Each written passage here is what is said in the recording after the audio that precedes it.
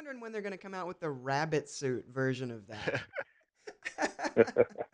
So Josh, if engineering were shoes, you'd be a pair of blue suede Elvis kicks tearing up the dance floor. Welcome to Engineer versus Designer Podcast for product designers, engineers, and anyone who's ever smelt Adam's running sneakers and lived to tell the tale. My name is Josh, mechanical engineer of SolidSmack.com. And my name is Adam, industrial designer of CADJunkie.com. Each week's show is broken into 3 halves. This week we'll stick our noses and toeses into the footwear design industry. First we'll serve up the top product design stories from this week's news, courtesy of SolidSmack.com. Followed by design process tips, tricks, and Q&A compliments of CADJunkie.com. And Josh, those Air Jordans you're wearing right now? So comfy. You can thank our special guest, Dwayne Edwards, for those. He's been senior footwear designer at Nike, footwear design director at Brand Jordan, and is the founder of the Pensole Footwear Design Academy.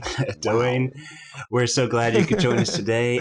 If you were the real-life fruit ninja, but could only cut a single type of fruit for the rest of your life, what fruit would you mercilessly massacre? Probably a pomegranate. Oh, right. Good choice. Messy red goodness. Yeah, Thanks, man. Dwayne. Sit tight. That would be interesting. All right, sit tight. We'll be hearing more from you as the show goes on. Speaking of chopping it up, Josh Mings of SolidSmack.com butcher our ignorance with the samurai sword of knowledge. What have you got for us this week? This week's SolidSmack update is brought to you by the Printastic family of Stratasys 3D printers. Dimension 3D printers are the ABS printing machines of your dreams, taking models direct from your CAD software. Check them out at Stratasys.com. If you've ever wanted to print your own playset, well, the time has come. Frankly, I'm surprised this is one of the first. MakerBot has made free downloadable 3D files for dollhouses, dolls, and accessories, Adam. Yes! You can download the MakerBot Fairy Tale Castle playset right now. Don't worry, boys. There's also a rocket playset, but I'm pretty sure a bunch of little girls just got really interested in 3D printing. The Hong Kong Fashion Show kicked off with the 12th annual footwear design competition. There were some absolutely, insane designs. We had shoes shaped like boats and some slick wooden platforms with laser-cut leather overlays that Josh would look simply dazzling in my opinion. Nice. Tech has taken another big leap with researchers at IBM demonstrating the first atomic scale magnetic memory, where they have successfully shown that a single bit of information can be stored in as few as 12 magnetic atoms, as opposed to currently available hard disk drives, which uses about 1 million atoms to store a single bit of information. Holy cow. And CAD on the iOS and Android next summer. It will be possible, my friends. Really? Russian software developer Geometros will be launching the first native CAD engine for the devices. Nice. Techsoft 3D, the company that creates the Hoops visualization technology used in many CAD programs, is making bank with revenue at 40%. Apple has released, as you probably know by now, iBooks 2, and with that, the ability for authors and publishers to get their books out to the iPad masses. Granted, you price the book under $14.99 and give 30% of that sucker to Apple. And if you love to see things made and the sound of work, check out the Alfred Dunhill traditional case-making video. Very freaking cool. Linked up on this episode at engineerversusdesigner.com. Now, our guest, Dwayne Edwards, founder of Pensole Footwear Design Academy. And if you're interested in footwear design, I am. You can register for PS2 Pensole Saturday School, an 11-week course giving you the knowledge to become that professional footwear designer you've always wanted to become. Details at Pensole.com. So, Dwayne, anything you would like to add to that? The PS2 class is obviously for local Oregon students because it meets on Saturday. But I also have a prep class coming up that's open for everyone. That's going to be the middle of March, I believe. And you can register for that one on mesh01.com. But it's basically for graduates where if you need that extra step to understand how to prepare for the job interview, how to prepare your portfolio, what they ask, the questions that they ask. So we'll have it'll be 3 weeks full of guest speakers, the proper way to put your portfolio together, the proper way to build your online program profile. So many things. I mean, that's all stuff that is so badly needed. Kids just really have no idea how to do that stuff. It's amazing. It's crazy. I mean, when in my old job, I would be amazed at the simple things that people would not do on a portfolio, like put their name or email address. Right. Yeah, definitely. I've gotten a lot of that. You know, one of the first things I tell my students when they come to class, I say, in your portfolios, when you submit a portfolio to me, you are to put your name and address at the top of every page. Why should I have to hunt for that? Yes. Ah, Josh, all of a sudden, I feel like a ninja dojo master of knowledge just roundhouse kicked me in the face. Yeah, that was me, dude. I just kicked you in the head. Well, more of the face area. All right, I'm gonna go get some ice. Adam O'Hearn of CatJunkie.com. Stop stretching in those incredibly short shorts for a few minutes and tell us what's on your mind this week, would ya? This week's Cat Junkie Q&A is brought to you by Stratasys 3D printers, taking your 3D data from virtual to physical with ease. Designers, engineers, educators, and others are churning out amazingly detailed, durable prints with Stratasys Dimension printers. Make sure to go check those out at stratasys.com. So today we're talking with Dwayne Edwards, shoe design guru of Nike fame and founder of the Pensole Footwear Design Academy. In the third segment, Dwayne, we're going to be talking about your background, how you got started, your inspiration, and all that great stuff. But first, let's just talk shop a little bit here. You're a shoe designer, specifically a sports shoe designer, which is a really interesting design problem. You're using molded plastics, rubber, foam, sometimes even metal bits, as well as sewn fabrics, leather, and really all of these types of materials contribute to the structure, the comfort of the shoe, the function of the shoe. How does your design process start? Where do you get started? And then as you're doing that, how are you taking all of that complexity into account while you're designing? You know what? It depends on the product that I'm working on. But I do apply the same process every time where, you know, if I'm designing a high-end performance shoe for an NBA athlete compared to designing a horse riding boot, you know, for someone who rides horses, my process is the same where I become the person I'm designing the shoe for. So I think that's important because similar to like if you're an actor or an actress, you know, in order to really play that role, you have to become that role. So I kind of treat design in the same way where, you know, if I really want to design the best product I feel I can for an athlete, I have to become that athlete. So I have to do the things that they do and understand what their needs are. So that'll be the first thing, which I found has been probably one of the most beneficial parts because it allows me to fully understand everything that I'm about to create. Then from there, within that process is, you know, I'm an information junkie where I just like to find out everything there is to know about any type of inspiration that I select. And so one example of that is I worked on a shoe for Carmelo Anthony a few years back, and over the summer we talked about just, you know, how he wanted to get better, you know, things he wanted to improve upon for the next season. And one of the things he spoke about was the ability to be quicker and faster. So I had to go figure out, okay, how can I translate that into someone who's 6'8", 230 pounds? How am I going to make this person quicker and faster? So I ended up doing research, and I found that a jaguar, the cat, is the same dimensions, just horizontally at 6'8", 230 pounds. So I went to the zoo, man. I went down to the Oregon Zoo and hung out with the guy who takes care of the cats. For a couple of hours and just asking questions. I'm pretty sure I'm the only guest he's ever had that hung out with him for a long period of time with a sketch pad.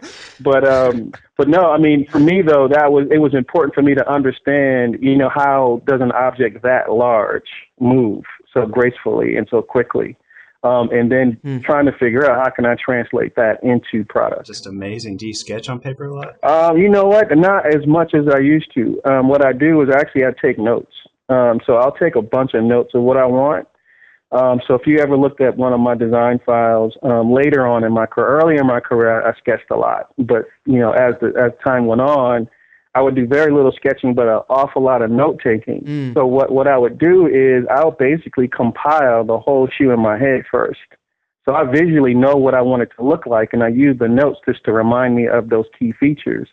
So when it's time for me to actually lay the design down, all I have is my notes, and it'll take me 10 minutes to lay it down because I'm already seeing it in my head. The mental work's already done. It's just execution from there. Oh yeah, yeah. And so for me, and that's kind of how what I've kind of grown into is just that ability of using the brain to think more and visualization more.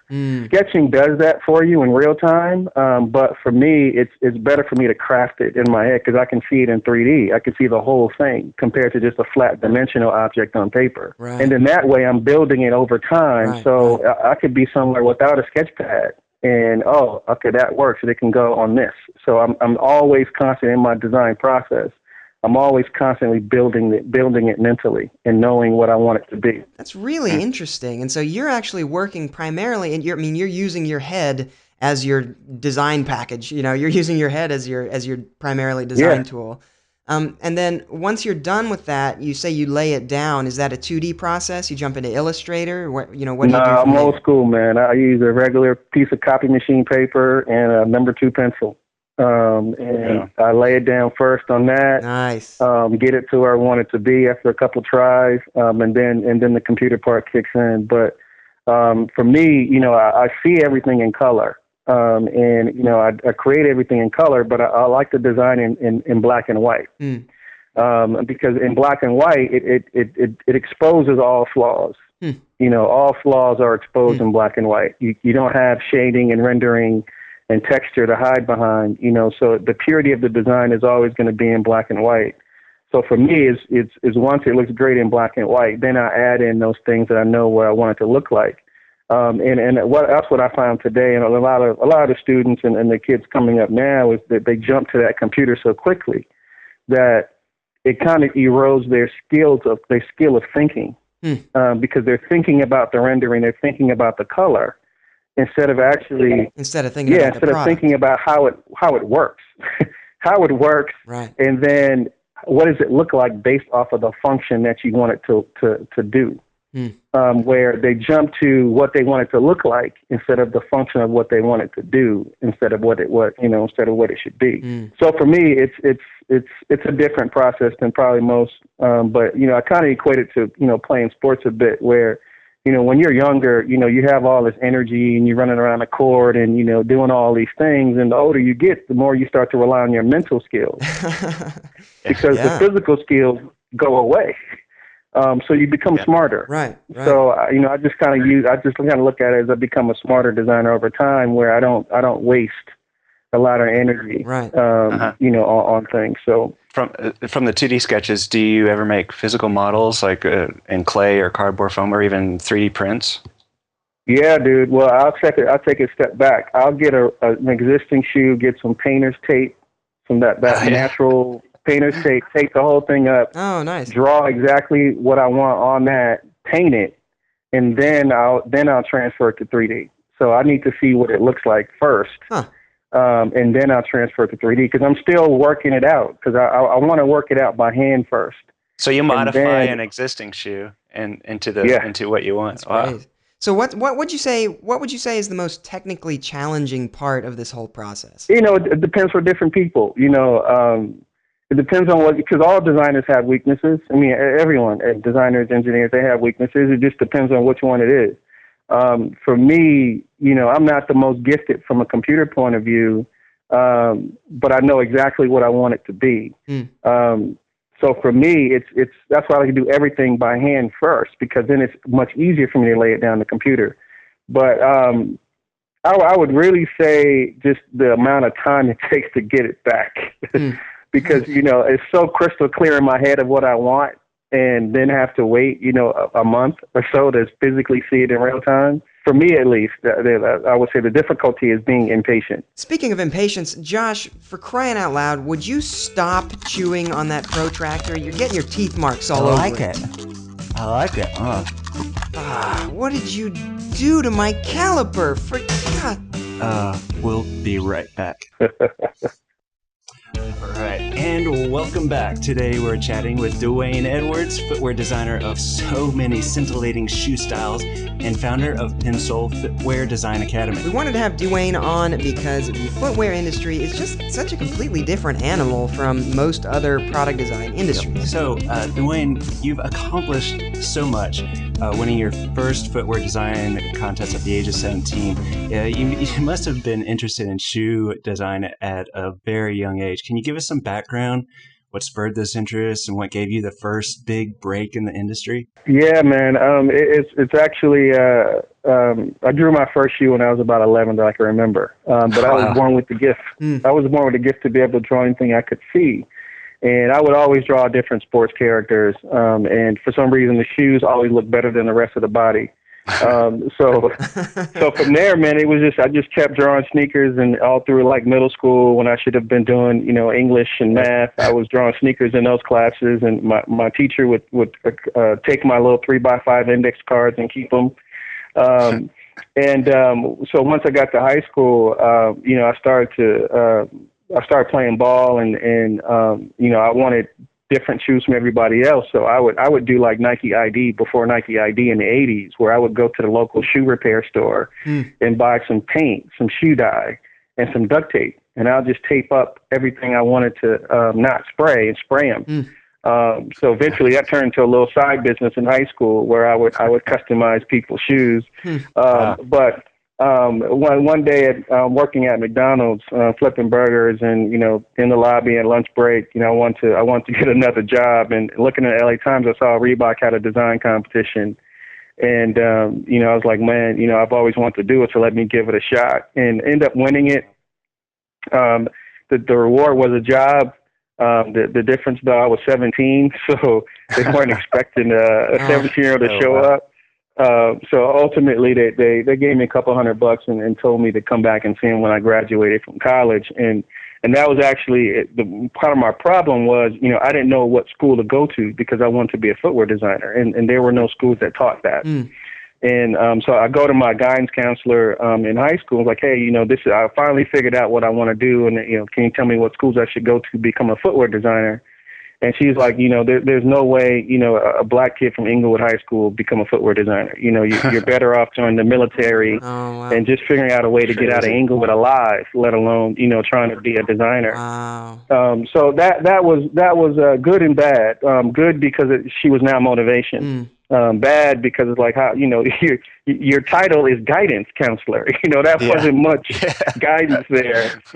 Right. So I ended up getting a temp job at LA Gear, filing papers, and I figured since I'm here, let me try to get a job. And luckily they had these suggestion boxes in every department. This was in 88, so the pre-internet.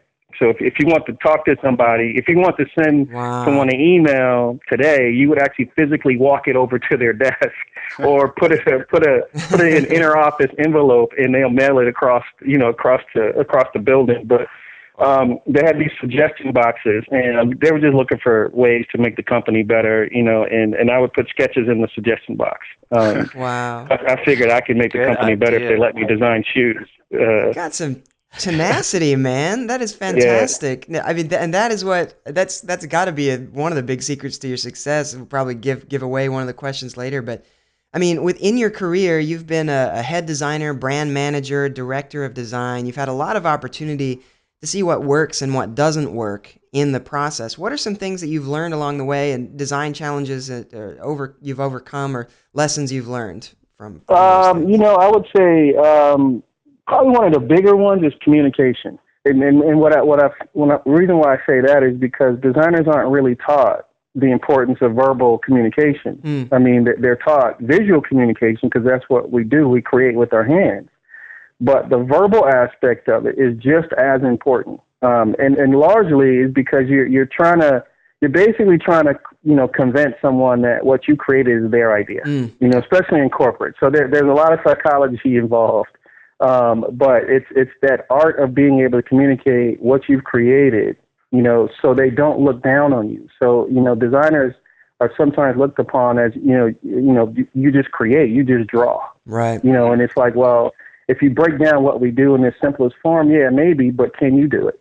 Now, so I think that we get a bad rap, sometimes where because of what we do, we make it look easy because we're drawing pictures in their mind. But being able to communicate and being respected for the fact that you actually have a voice and you can properly talk about what you've created and explain what you've done, that's probably been the number one, and that actually separates people from getting jobs too. I mean, because you could be the most talented person in the world, but if you can't communicate, Right. you're not going to get a job. Yeah, right. Now, with over 20 years in the footwear industry, you have got to have a favorite shoe you've designed and a favorite shoe you didn't design. What are those? Favorite shoe, it would probably be the new Retro 2. And I would say probably more sentimental than favorite, mainly because it was so when I was in high school, I was designing Jordans when I was in high school, and the last shoe I designed was the Air Jordan 2. I did my version of it, and my first basketball project when I got to Jordan 12 years later was to redesign the Air Jordan 2. So it was something that came kind of full circle 12 years later. And then the other one is probably the shoe I wish I would have designed is the Air Jordan 3. That was the one that, I had 1 and 2 when I was in high school, but the 3 was the one that I think I really fell in love with the brand at that point in '89. And it's still to this day, it's just one of those classics because it was simple then and it's still simple now. It's just a classic. I mean, you started Pensole Footwear Design Academy. What prompted that, and what aspects of footwear design are you trying to teach people? A couple things prompted it. One, from my childhood, this is what I wanted to do. I wanted to go to school to design footwear, but there were no schools that taught it. So, you fast forward 20-something years later, 25 years later, there's still no school that you can go to that, specializes in designing footwear. So, at least in the U.S. So this is the first one in the U.S. that's focused on specifically footwear design. But what's interesting, though, is, it's more product design. So I'm teaching you the principles that you need for product design. I'm just using footwear as that product. So the things that you learn, you can apply to any object or any product. It's just that, you've selected footwear as the interest that you want to go into. So it's more of a design school specifically around product design with just the lens of footwear. But in the school, man, it's not just about design. Like I mentioned a little earlier about the communication part. I mean, you learn how it is to work in corporate America. So my philosophy is learn by doing, because you learn quicker, you retain longer, and you're more genuinely interested in it if you're learning something and you're doing it at the same time, where there's some direct implications of what's going to happen based off of your efforts. So I teach you basically exactly the way you work in corporate America. So the projects are real. Some of them do go to market. But most importantly, it's exactly what you would do and have to do in corporate America, from 12 to 15-hour days to starting over halfway through the process towards the end of the process. It's the real experience of what happens. Yes. So really, though, has shoe design changed a lot over the years? And how does technology like the CAD and the 3D printing play into all this? It has changed, but then again, it hasn't. Footwear is, an old school craft. It's still, it was birthed by hand. And I think that's the part that's being lost with the CAD. I think CAD obviously helps. It makes things easier and quicker. But I think from a designer's point of view, it makes you lazier in some cases as well, because you actually really never learn the craft of how to do it by hand. If you learn the craft first, then it's way easier to do it in 3D and using CAD programs. And plus you have a more genuine understanding of what you're actually doing in 3D beyond just trying to make it look cute. Right. So for me, I would say it hasn't changed much, but on the other hand, it has changed in the way of just the shortcuts it takes to get to the end result, which aren't always good at the end. So what advice would you have for anybody who's interested in footwear design and getting into that industry? Come see me. I mean, if you're serious about it, that's what I'm trying to build. I'm trying to build a place where people get jobs as well. I have over 23 students that are now currently working professionally in 2 years. Wow. a lot of people in the product design world are really right now kind of jaded about the design education market in America. That industrial design students coming out of school don't know what they're doing, so they say, so the line goes, and they're really underprepared for the real world. Why is that? And how do you think that the education establishment could do a better job serving its students? I think it's the other way around. I think that the corporate side should do a better job of serving the education side. I think the students are not as quite prepared as because maybe some of the instructors haven't really worked a long period of time in corporate. So if you have more corporate designers or professional designers go back and teach them the realities of what it's like to work at certain places, then they'll be better prepared. Instead of the theory of design or the theory of what it's like to be in that job interview or to work with people from different countries and different races. But yeah, I mean, that's the flaw I see. I mean, in my old job, I would see over 400 portfolios every year. And, the portfolio is just one part of it. I mean, there's multiple stages to getting a job. And even that one part, they're still flawed. Right. And once we bring them in, whether they're interns or for me now, it's having students that are graduate students from some of the top design schools around the world.